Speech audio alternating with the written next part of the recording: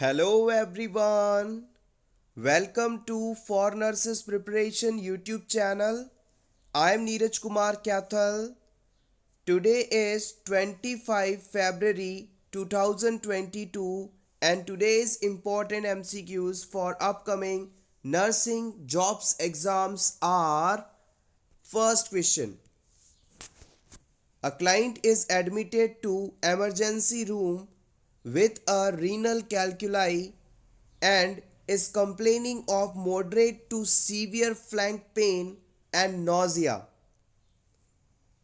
The client's temperature is 100.8 degree Fahrenheit. The priority nursing goal for this client is: आप emergency room में as a nurse काम कर रहे हैं और आपके पास एक ऐसा पेशेंट आता है जिसे रीनल कैल्कुलाई है, रीनल स्टोन है या किडनी में पथरी हो गई है।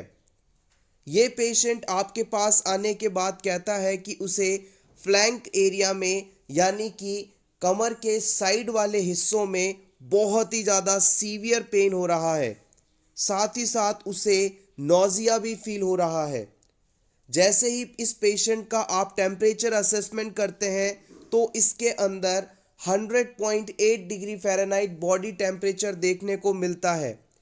इस पेशेंट के लिए इन सभी फाइंडिंग को जांचने के बाद प्रायोरिटी नर्सिंग गोल क्या होगा ये आपको सेलेक्ट करना है।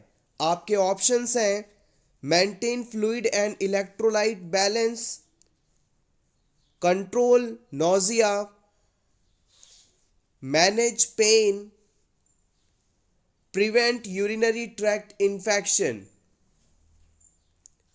Which one is the priority nursing goal for this patient? The right answer is option C. इस पेशेंट के लिए सबसे ज़्यादा ज़रूरी होगा कि इसके पेन को कम किया जाए। जब भी पेशेंट रीनल कैल्कुलाई किडनी स्टोन से सफरिंग होता है तो स्टोन के कारण इस पर्सन को बहुत ही ज़्यादा सीवियर पेन होता है। इस पेशेंट में यदि हम पेन को कंट्रोल कर लेंगे तो ओवरऑल उस पर्सन के बाकी चीज़ें भी इम्प्रूव होने लगेगी। Managing pain is always priority because it ultimately improves the quality of life. Management of pain के बाद पर्सन की क्वालिटी ऑफ लाइफ बेहतर होने लगती है। Question number 2, general anaesthesia, which of the following sensation disappear at last. देखिएगा, surgery से पहले हम पेशेंट को जनरल एनेस्थीसिया देते हैं और इसके इफ़ेक्ट के कारण पर्सन के बॉडी सेंसेशन धीरे धीरे लॉस हो जाते हैं। आपको यहाँ पर बताना है कि सबसे आखिरी में पेशेंट का कौन सा सेंसेशन लॉस होता है। आपके ऑप्शंस हैं: consciousness, option B pupil response, option C hearing, option D pain response.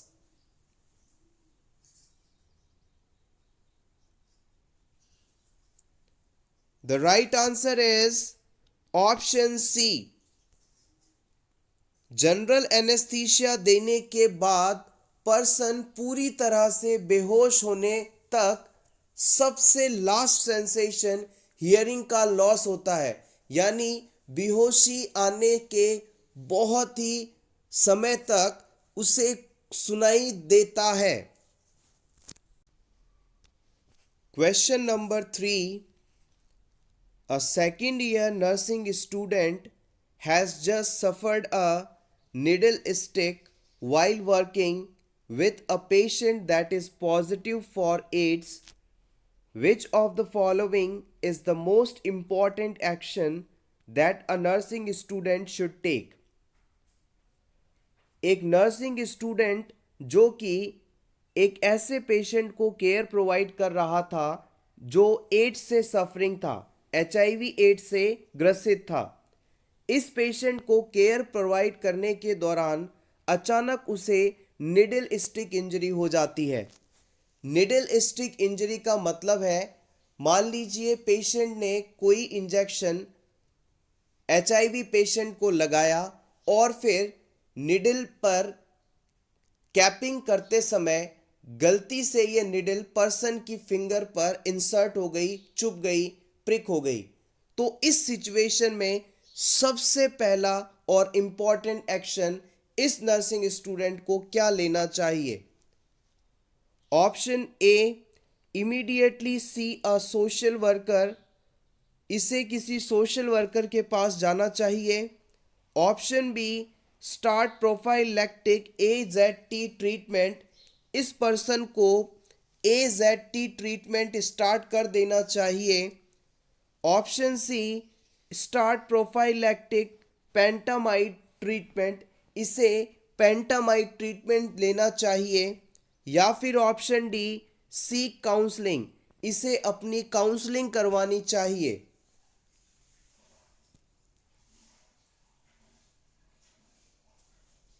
The right answer is option B.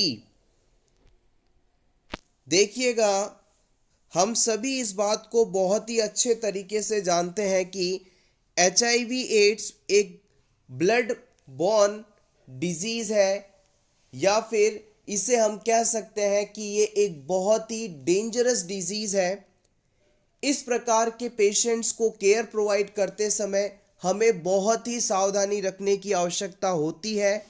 अगर किसी पर्सन में इस पेशेंट के लिए एक्सपोजर हो जाता है तो तुरंत उसे प्रोफाइलैक्टिकली AZT ट्रीटमेंट लेना चाहिए।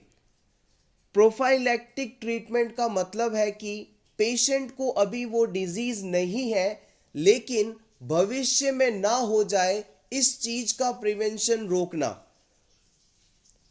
आइए इसके बारे में और जान लेते हैं। Start prophylactic AZT treatment. AZ treatment is most critical intervention. इस जगह पर AZT ट्रीटमेंट को लेना सबसे ज़रूरी है। आइए अब जान लेते हैं कि AZT ट्रीटमेंट आखिर क्या होता है। Zidovudine, also known as azidothymidine, is an antiretroviral medicine used to prevent and treat HIV/AIDS. HIV virus के द्वारा होने वाले एड्स डिजीज को रोकने या इसके इलाज में एज़िडोथाइमिडीन नाम की मेडिसिन इस्तेमाल की जाती है। इसे ही आप ज़िडोव्यूडिन के नाम से जानते हैं। ज़िडोव्यूडिन नाम से इस मेडिसिन को प्रीवियस एग्जाम में कई बार पूछा भी गया है। ज़िडोव्यूडिन या एज़िडोथाइमिडीन एक एंटी रेट्रोवायरल मेडिसिन है। It is generally recommended for use with other anti रेट्रोवायरल्स।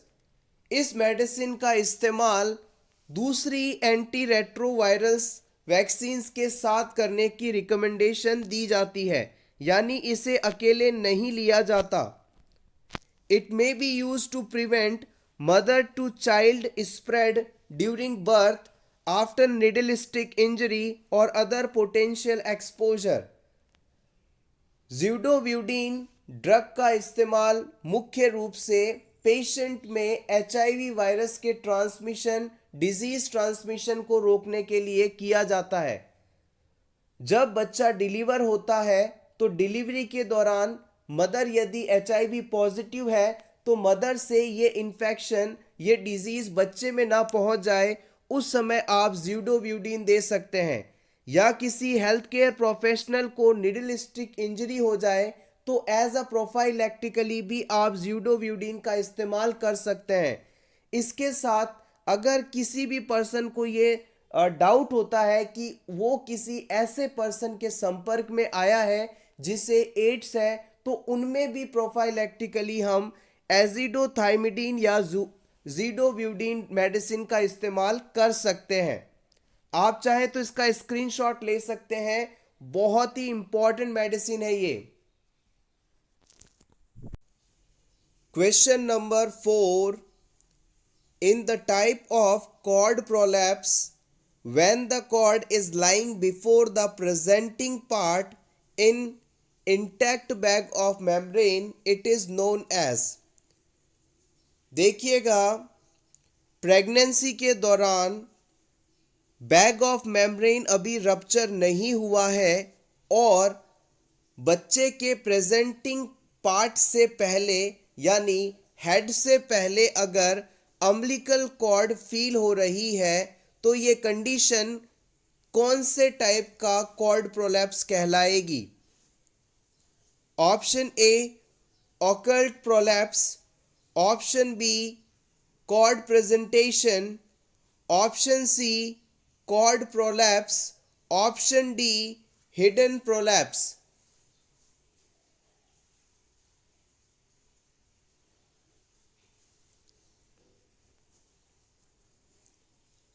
The right answer is option B.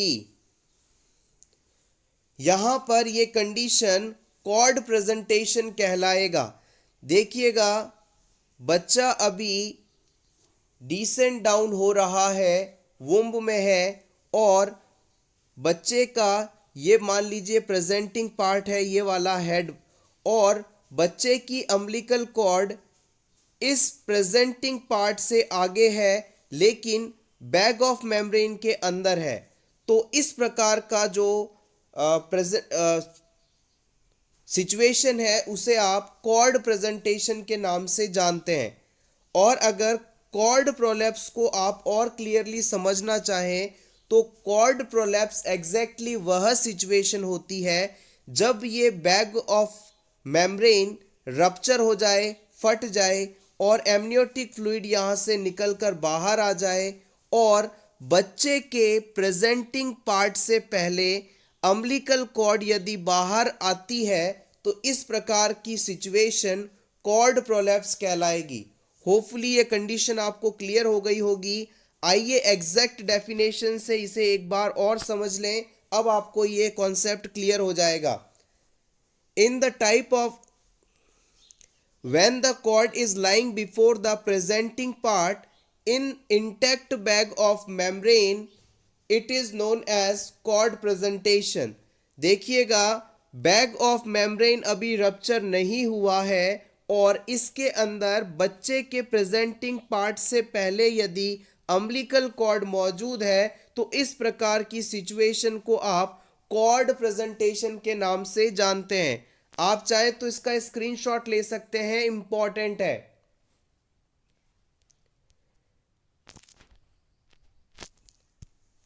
अब हम बात करते हैं ऑकल्ट प्रोलैप्स्ड कंडीशन क्या होता है. In case when cord is lying by the side of presenting part and can not be felt by per vaginal examination, it is known as occult prolapsed. देखिएगा, delivery के दौरान आपने पर vaginal examination किया और पर वेजाइनल एग्जामिनेशन करने के बाद भी आपको कॉर्ड पर्सन एग्जैक्ट लोकेशन पर फील नहीं होकर फीटस के प्रेजेंटिंग पार्ट के साइड वाले भाग पर अगर फील होती है तो इसे आप ऑकल्ट प्रोलैप्स के नाम से जानते हैं. सिंपली कहें तो प्रेजेंटिंग पार्ट के राइट या लेफ्ट वाले एरिया में कॉर्ड का होना, फील होना ऑकल्ट प्रोलैप्स कंडीशन कहलाता है. नेक्स्ट हम बात करते हैं umbilical cord prolapse is when the umbilical cord comes out of uterus with और before the presenting part of baby.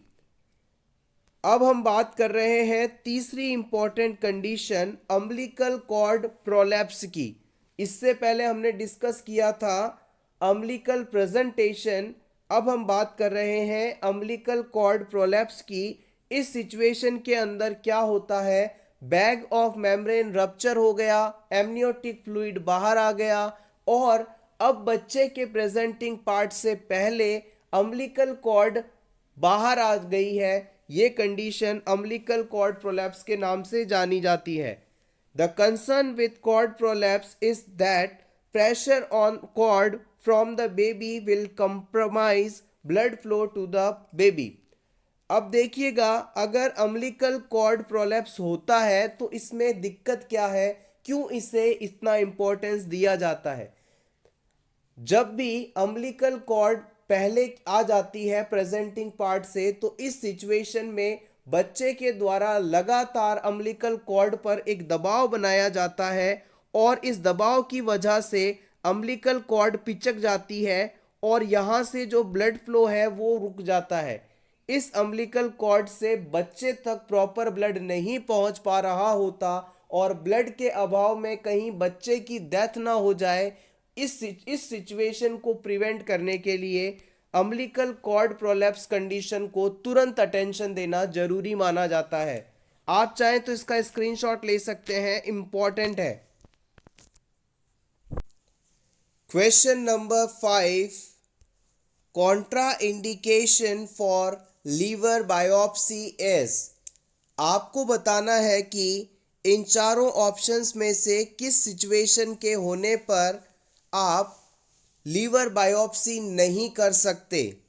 Option A, liver carcinoma होने पर। ऑप्शन बी, थ्रोम्बोसाइटोपिनिया होने पर। ऑप्शन सी, लीवर ट्रांसप्लांटेशन पर। Option D, none of the above. किस situation में liver biopsy नहीं की जाती।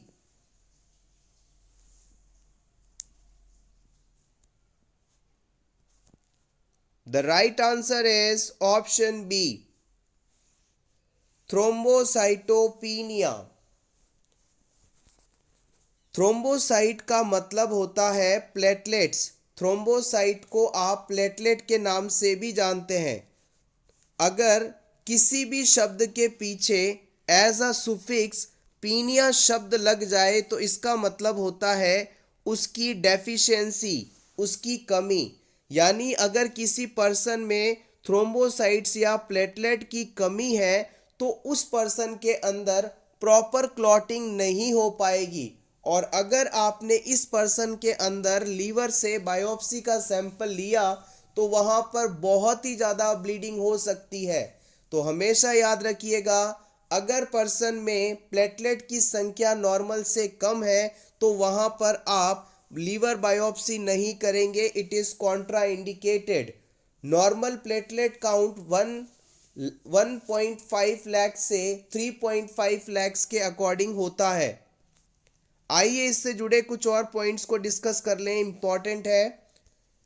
Liver carcinoma, liver transplantation are indication for liver biopsy. Option के अंदर बताए गए लीवर कार्सिनोमा यानी लीवर कैंसर और लीवर के ट्रांसप्लांटेशन से पहले या इनके ट्रीटमेंट के लिए लीवर बायोप्सी की जाती है। देखिएगा, सिंपली यदि आपसे बताया जाए कि बायोप्सी क्या है तो समझिए, बॉडी के किसी भी हिस्से से जिस जगह पर आप डायग्नोसिस करना चाहते हैं, जांच करना चाहते हैं, टिश्यू का सैंपल लेना बायोप्सी कहलाता है। अगर आपसे कहा जाता है कि लीवर बायोप्सी करनी है तो आप समझ जाइएगा कि लीवर से कोशिकाओं का एक टुकड़ा लेंगे, टिश्यू का एक टुकड़ा लेंगे और फिर उसे स्टडी करेंगे कि कहीं इसमें कैंसर सेल्स तो नहीं है। यही प्रोसीजर बायोप्सी कहलाता है। Liver biopsy cannot be done or contraindicated in person with bleeding disorders, for example thrombocytopenia and hemophilia। जिन लोगों में ब्लीडिंग डिसऑर्डर्स होते हैं उनके अंदर हम कभी भी लीवर बायोप्सी नहीं कर सकते। उदाहरण की बात की जाए तो थ्रोम्बोसाइटोपिनिया और हीमोफीलिया ऐसे दो इंपॉर्टेंट ब्लीडिंग डिसऑर्डर्स हैं। Liver biopsy is a procedure in which a small quantity of tissue is collected from liver with the help of needle for diagnosis purpose। Liver biopsy एक ऐसा procedure है जिसमें एक पतली सी निडल लीवर में insert करके वहाँ से टिश्यूज़ को कलेक्ट किया जाता है। Closed liver biopsy, also known as percutaneous liver biopsy, it is most commonly used liver biopsy in clinical practice. देखिएगा, अगर आप नॉर्सेट एग्जाम की प्रिपरेशन कर रहे हैं तो वहां पर अक्सर ऐसे क्वेश्चंस पूछे जाते हैं जिसमें most common least common word आपको देखने को मिलेंगे.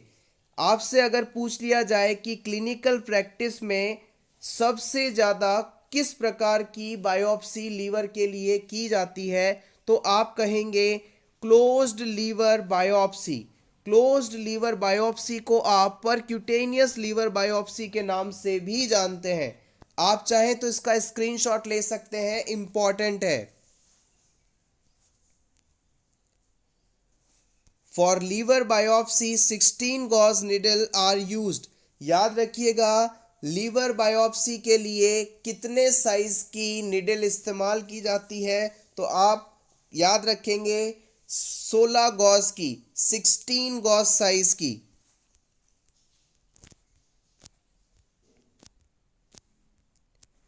इसके अलावा निडल्स कौन कौन सी होती हैं, क्या नाम होते हैं इनके, ये भी आपसे पूछा जा सकता है.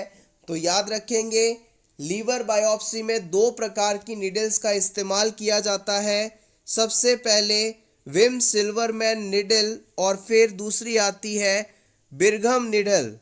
बिरघम निडल और विम सिल्वरमैन निडल, ये दो प्रकार की निडल्स हैं जो कि लीवर बायोप्सी प्रोसीजर में मुख्य रूप से इस्तेमाल की जाती हैं.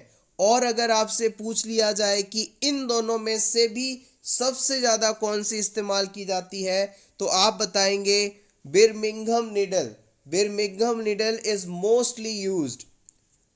नेक्स्ट आता है लीवर बायोप्सी साइट. किस जगह से हम लीवर बायोप्सी करते हैं, तो आप बताएंगे 8 to 9 intercostal space in right hypochondriac region. Liver हमारी बॉडी में राइट साइड में मौजूद होता है, तो राइट हाइपोकॉन्ड्रियक रीजन में 8 to 9 इंटरकोस्टल स्पेस से लीवर बायोप्सी की जाती है. ये सभी पॉइंट्स इंपॉर्टेंट हैं. Take screenshot for your revision.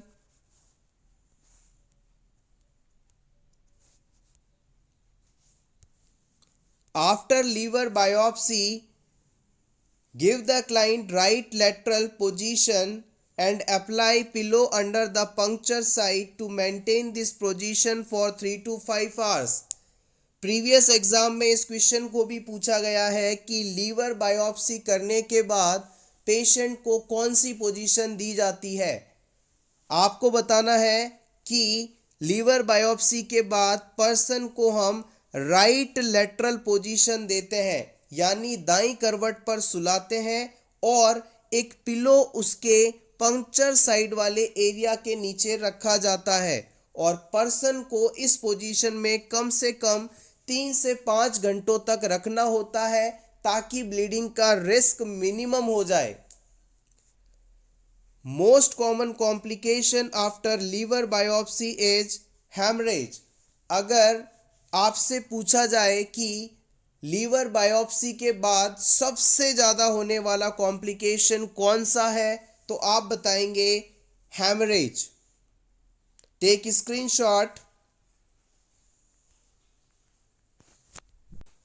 Question number 6. Both birth and death are to be registered within. आपको बताना है कि बर्थ और डेथ दोनों का रजिस्ट्रेशन कितने दिनों में हो जाना चाहिए. 1 month, 1 year, 45 days, 21 days.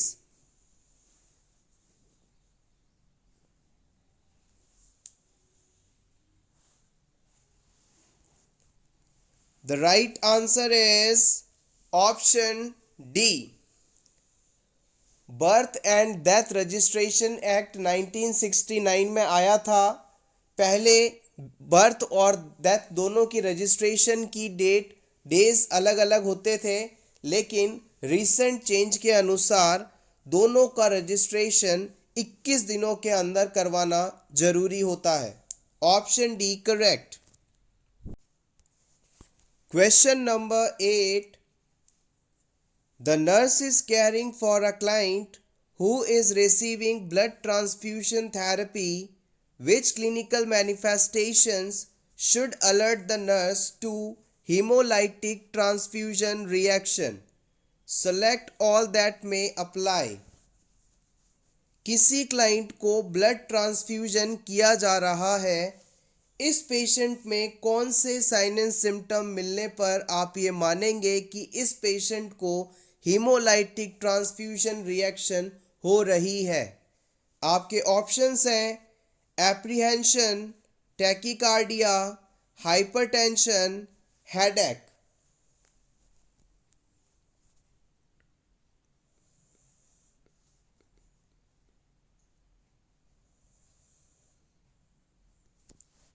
The right answer is option A, B and D. Haemolytic transfusion reaction होने पर पर्सन में एप्रीहेंशन, टैकीकार्डिया और हेडेक जैसी फाइंडिंग्स देखने को मिलती हैं। आइए इसके बारे में और जान लें। Haemolytic transfusion reaction caused by blood type और RH इनकम्पैटिबिलिटी। देखिएगा, अगर किसी पर्सन के अंदर wrongly matched blood group transfuse कर दिया जाए तो पर्सन में ट्रांसफ्यूजन रिएक्शंस होती हैं। यहाँ पर ऑप्शन में एप्रीहेंशन शब्द दिया गया था, इसका क्या मीनिंग है? एंजाइटी और फियर दैट समथिंग बैड और अनप्लीजेंट विल हैपन। पेशेंट को यदि गलत ब्लड चढ़ा दिया जाए तो उसकी बॉडी में हो रही रिएक्शन के कारण उसे एंजाइटी होने लगती है, उसे डर लगने लगता है कि अब कुछ होने वाला है, मेरी तबीयत खराब होने वाली है, मुझे कुछ हो जाएगा। तो पर्सन के द्वारा इस प्रकार से फील करना एप्रीहेंशन कहलाता है। आइए अब जान लेते हैं कि हीमोलाइटिक रिएक्शन होने पर कौन कौन से इंपॉर्टेंट क्लिनिकल फीचर्स देखने को मिल सकते हैं। सबसे पहले fever, chills, disseminated intravascular coagulation and sometimes circulatory collapse. Other में आता है headache, tachycardia, apprehension, a sense of impending doom, chest pain, low back pain, tachypnoea, hypotension and haemoglobinuria. देखिएगा, जब भी ब्लड ट्रांसफ्यूजन रिएक्शन होती है तो वहाँ पर पर्सन का ब्लड प्रेशर अचानक से कम होने लगता है। ऑप्शन के अंदर हाइपरटेंशन दिया गया था जो कि गलत है। ब्लड ट्रांसफ्यूजन करते समय कम से कम आप 2 से 3 बार ब्लड प्रोडक्ट की डेट, ब्लड ग्रुप्स को चेक करें और उसके बाद ट्रांसफ्यूजन शुरू करें।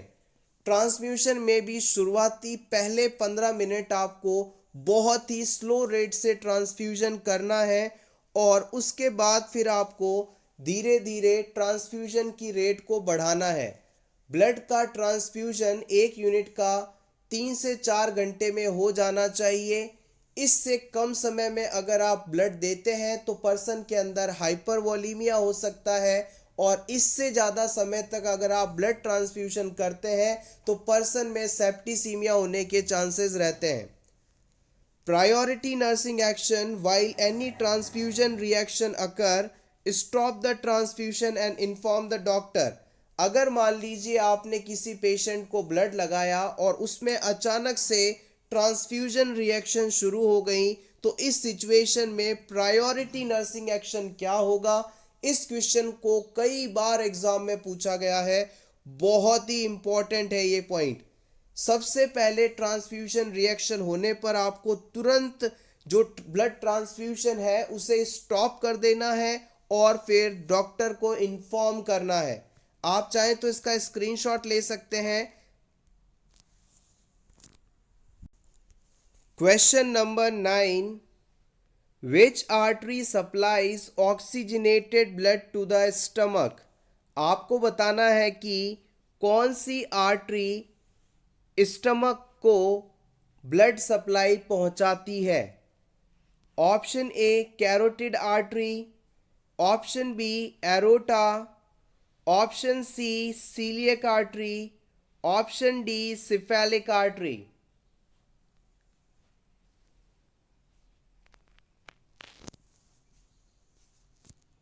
The right answer is option C. Coeliac artery stomach को ब्लड सप्लाई पहुंचाती है। आइए इसके बारे में और जान लें। The coeliac artery also known as celiac trunk और truncus coeliacus, it is a first major branch of abdominal aorta. Abdominal aorta की सबसे पहली और बड़ी ब्रांच है सीलियक आर्टरी, और यही आर्टरी स्टमक को ब्लड सप्लाई पहुंचाती है। सीलियक आर्टरी 3 ब्रांचेस में आगे डिवाइड होती है, जो कि है left gastric artery, common hepatic artery और splenic artery. Take screenshot for your revision. Anatomy से इस प्रकार की बेसिक क्वेश्चंस कई बार पूछ लिए जाते हैं। आर्टरीज का सब डिवीजन पूछ लिया जाता है, जिसमें एब्डोमिनल अरोटा और एरोटा इंपॉर्टेंट है।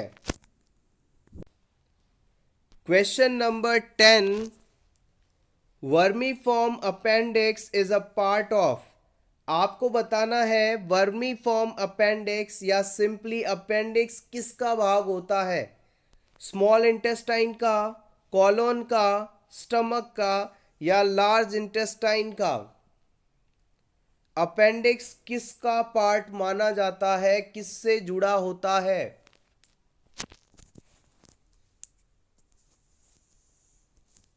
The right answer is option D. Appendix को हम लार्ज इंटेस्टाइन का पार्ट मानते हैं। The colon consist of 6 sections. हमारा जो जीआई सिस्टम है उसके अंदर कॉलोन है, और कॉलोन को हम 6 पार्ट्स में, 6 सेक्शंस में डिवाइड कर सकते हैं। सबसे पहले आता है caecum. It includes appendix. Caecum part के अंदर हम अपेंडिक्स को इंक्लूड करते हैं। उसके बाद आता है ascending colon, then transverse colon including coliac flexures and transverse mesocolon। transverse colon के अंदर colic flexures और transverse mesocolon इंक्लूड किए जाते हैं। उसके बाद आता है descending colon, फिर आता है sigmoid colon, the S-shaped region of large intestine। ये लार्ज इंटेस्टाइन का S-shaped region होता है। और फाइनली आता है rectum.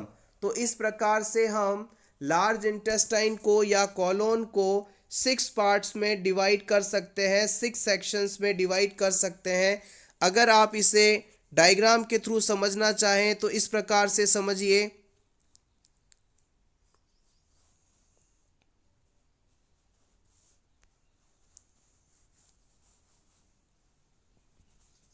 This is the colon part. ये आपका अपेंडिक्स है। This is the appendix area attach to the starting point of large intestine, and here is the small intestine in between the large intestines area। Caecum के बाद में ये वाला हिस्सा जो आप देख रहे हैं इसे आप असेंडिंग कॉलोन के नाम से जानेंगे। इसके बाद ये वाला हिस्सा, इसे आप ट्रांसवर्स कॉलोन के नाम से जानेंगे। इसके बाद ये वाला हिस्सा, इसे आप डिसेंडिंग कॉलोन के नाम से जानेंगे। और ये एस शेप्ड जो स्ट्रक्चर आपको यहाँ देखने को मिल रही है इसे आप सिग्मोइड कॉलोन के नाम से जानेंगे। और फाइनली ये वाला हिस्सा रेक्टम कहलाएगा। हमारी जो इंटेस्टाइन है, लार्ज इंटेस्टाइन है, वो अराउंड 1.5 मीटर्स के अप्रॉक्स होती है, जबकि जो स्मॉल इंटेस्टाइन है वो 5 मीटर्स के अप्रॉक्स होती है।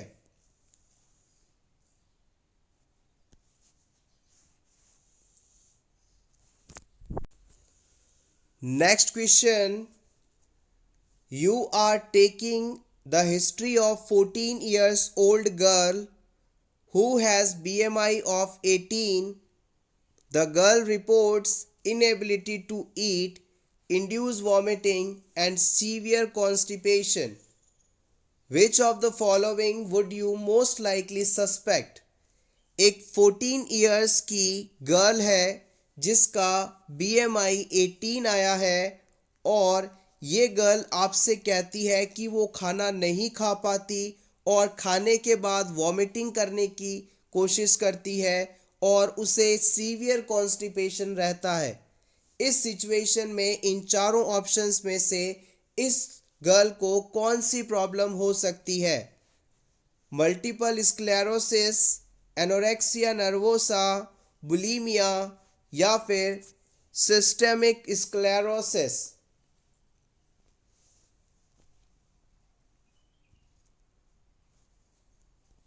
The right answer is option B.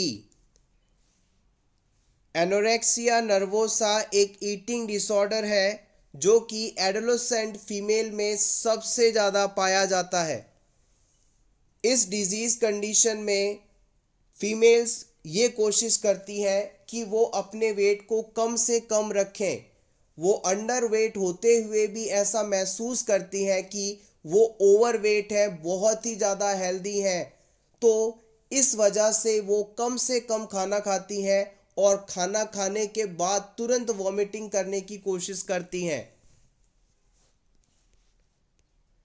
अगर आपको किसी भी पर्सन के अंदर BMI को कैलकुलेट करना हो तो उसके लिए आपको एक फॉर्मूला याद रखना होगा जिसमें आप पर्सन का बॉडी वेट केजी में लेंगे और उसकी हाइट मीटर में लेंगे। तो हम कह सकते हैं BMI equals weight in KG and height in metre square. इस फॉर्मूला के द्वारा आप किसी भी पर्सन का या खुद का BMI कैलकुलेट कर सकते हैं। BMI कैलकुलेट करने के बाद यदि आपकी BMI 18.5 से कम आती है तो इसका मतलब है कि आपके शरीर का वजन आपकी लंबाई के अकॉर्डिंग कम है, यानी कि आपको और वजन गेन करने की कोशिश करनी चाहिए। अगर आपका BMI 18.5 से 24.9 के बीच आता है तो इसका मतलब है ना तो आप मोटे हैं ना आप पतले हैं, आप बिल्कुल नॉर्मल हेल्दी पर्सन हैं, आपका वेट भी बिल्कुल रेंज में है। अगर आपका BMI 25 से 29.9 के बीच आता है तो इसका मतलब है कि अब आपका वजन बढ़ने लगा है, आपको डाइट और एक्सरसाइज करने की शुरुआत कर देनी चाहिए। बिकॉज वेट बढ़ने के कारण बहुत सारे डिजीज होने की संभावना बढ़ जाती है।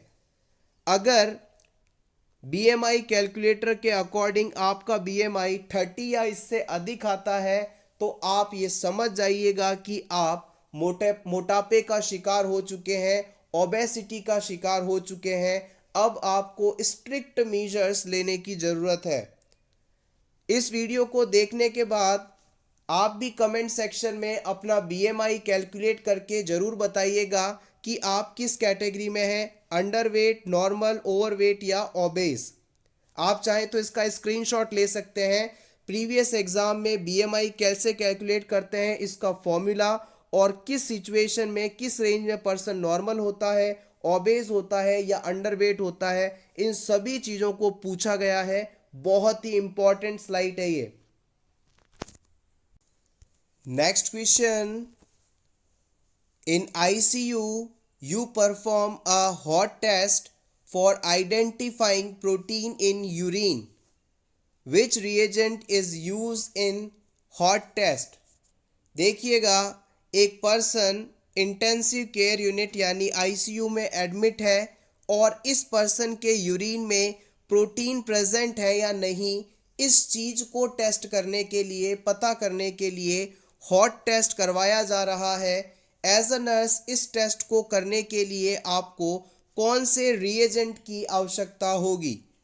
Option A 3% nitric acid, option B 5% acetic acid, option C liquid form of ammonia, option D iodine.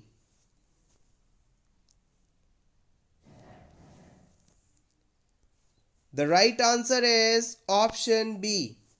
देखिएगा 5% एसिटिक एसिड की आवश्यकता होती है हॉट टेस्ट को कंडक्ट करने के लिए। हॉट टेस्ट के द्वारा हम यूरिन में मौजूद प्रोटीन को आइडेंटिफाई कर सकते हैं। 3% nitric acid is used in cold test. याद रखिएगा 3% नाइट्रिक एसिड का इस्तेमाल कोल्ड टेस्ट में किया जाता है। Ammonia use in Rothera test for assess ketone body in urine. Person के यूरिन में कीटोन्स है या नहीं for the confirmation of diabetic ketoacidosis condition, Rothera test is done. Rothera test में अमोनिया यूज किया जाता है। Iodine used in Smith test for bile pigment. Bile pigment की मौजूदगी यूरिन में है या नहीं इस चीज के कंफर्मेशन के लिए स्मिथ टेस्ट करवाते हैं और इसमें आयोडीन का इस्तेमाल किया जाता है। Next question, clinical manifestations of cretinism include. आपको बताना है कि क्रेटिनिज्म डिजीज में कौन कौन सी फाइंडिंग्स देखने को मिलती हैं। Hypotonia, poor feeding, diabetes insipidus, all.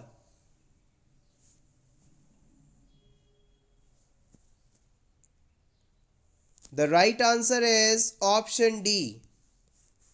Cretinism condition के अंदर हाइपोटोनिया यानी लेस मूवमेंट ऑफ बॉडी और body parts, poor feeding, diabetes insipidus means excessive urination जैसी फाइंडिंग्स देखने को मिलती हैं। Congenital iodine deficiency syndrome formerly known as cretinism.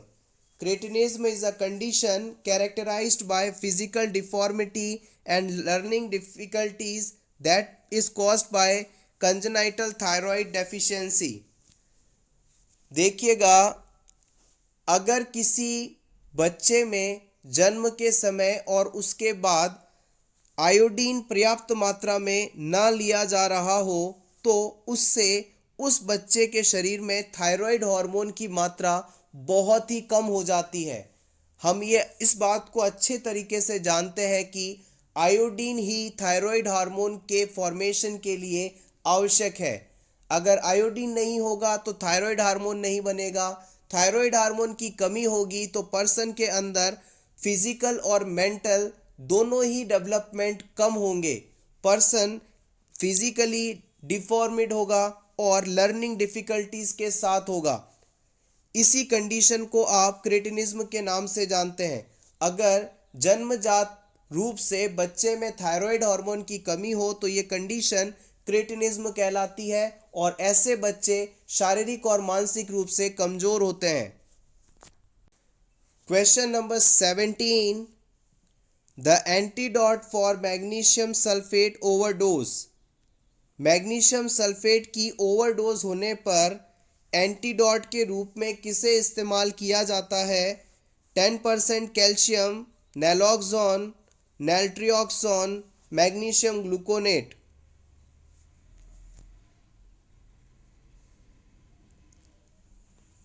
The right answer is option A. देखिएगा प्रेगनेंसी के दौरान प्री एक्लैम्प्टिक वुमेन को MgSO4 या मैग्नीशियम सल्फेट दिया जाता है। अगर वुमेन में इसकी टॉक्सिसिटी हो जाए तो इसे ट्रीट करने के लिए कैल्शियम ग्लूकोनेट या 10% कैल्शियम दिया जाता है। Option A correct. Last question of this video, which of the following drug is not used in treatment of leprosy. आपको बताना है कि इन चारों में से कौन सी मेडिसिन लेप्रोसी के अगेंस्ट इस्तेमाल नहीं की जाती। Dapsone, rifampicin, clofazimine, crotamiton. The right answer is option D, crotamiton medicine का इस्तेमाल लेप्रोसी में नहीं किया जाता। लेप्रोसी माइकोबैक्टीरियम लेप्रे या एम लेप्रे द्वारा होने वाला बैक्टीरियल इन्फेक्शन है। इस डिजीज के अंदर पर्सन की नर्व एंडिंग्स, स्किन, आइज आदि प्रभावित होती हैं। पर्सन की बॉडी पर लीजन्स डेवलप होते हैं। लेप्रोसी डिजीज को आप हिंदी में कुष्ठ रोग के नाम से जानते हैं। इस डिजीज को हैंसन नामक साइंटिस्ट ने खोजा था, इसलिए कई बार इसे एग्जाम में हैंसन्स डिजीज के नाम से भी देखा जाता है। लेप्रोसी के ट्रीटमेंट में मल्टी ड्रग थेरेपी का इस्तेमाल किया जाता है, जिसमें डेप्सोन सबसे इंपॉर्टेंट ड्रग मानी जाती है। यहाँ पर बताई गई क्रॉम्पटन ड्रग का इस्तेमाल किस कंडीशन में किया जाता है, इसे भी जान लेते हैं। Crotamiton is a drug that is used both as a scabicidal and as a general antipruritic medicine. Crotamiton medicine हम स्किन एलर्जी या स्किन इचिंग या स्किन एलर्जी होने पर इस्तेमाल करते हैं। स्किन पर होने वाला स्कैबिसिडल इन्फेक्शन, जिसके कारण प्रूराइटिस हो सकता है, खुजली हो सकती है, उन दोनों ही सिचुएशन के ट्रीटमेंट में इसका इस्तेमाल किया जाता है। It is a prescription lotion based medication that is applied to whole body to get rid of scabies parasite that burrows under the skin and causing itching।